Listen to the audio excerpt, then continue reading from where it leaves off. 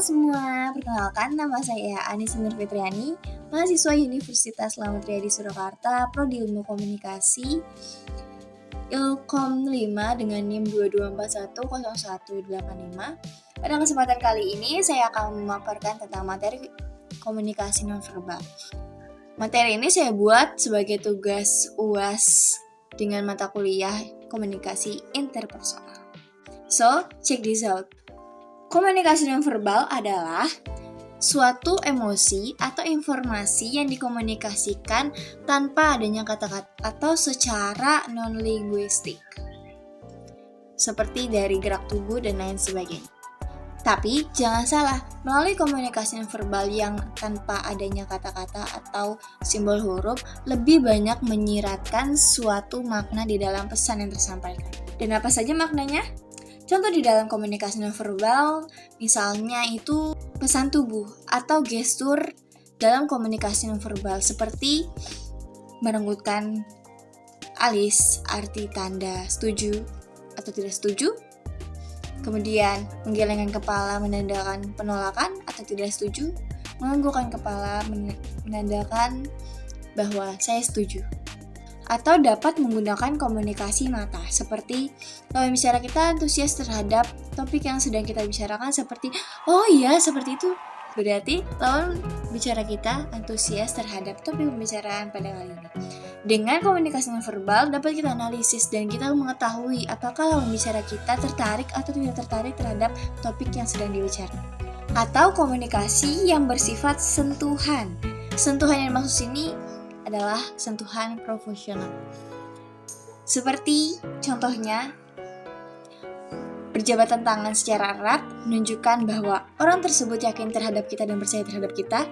Namun sedangkan berjabat tangan secara sebentar dan tidak menggenggam, berarti orang itu ragu dan tidak percaya terhadap kita. Kemudian ada jarak sosial dan kesopanan. Misalnya, orang yang nggak dikenal terus merangkul kita dan mengelus kepala kita atau menyentuh bagian yang tidak diizinkan. Nah, di sini itu jarak sosial dan kesopanan ini menandakan apakah seorang tersebut diizinkan untuk menyentuh bagian tubuh tertentu. Maka di sini perlunya ada social distancing. Social distancing di sini merupakan bagian dari komunikasi nonverbal. Kemudian ada juga komunikasi nonverbal sentuhan yang bersifat kehangatan, menunjukkan kasih sayang, kehangatan, sukacita, dan lain sebagainya. Seperti contohnya pasangan kita yang menyayangi kita, dan kita berpikir, oh iya dia sayang sama kita. Kemudian ada parabahasa. Parabahasa di sini menunjukkan kecepatan berbicara, tinggi rendahnya suatu nada, volume suara, intonasi, warna suara, dialek, suara yang bergetar, siulan, tangisan, guaman, dan segala macam. Kemudian ada juga loh bahasa diam. Bahasa diam apa sih? Jika ditanya sama temen atau sama pembicara ya, kamu lagi kenapa sih? Kamu lagi kok seharian diam terus? Berarti menunjukkan lawan bicara kita sedang marah atau bete ya teman-teman. Nah, ini memaknai suatu informasi tanpa adanya kata-kata yang terlontar dari mulut kita. Kemudian ada komunikasi pesan, ruang, dan wilayah.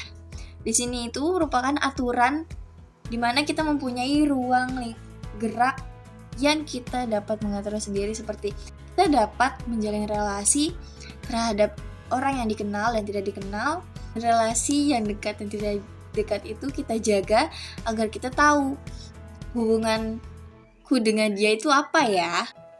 Selanjutnya ada komunikasi nonverbal yang berbentuk ciuman. Maksudnya di sini adalah parfum tertentu menentukan makna tertentu. Misal kita mencium aroma tubuh dari teman kita. Nah, dari situ kita dapat memaknai,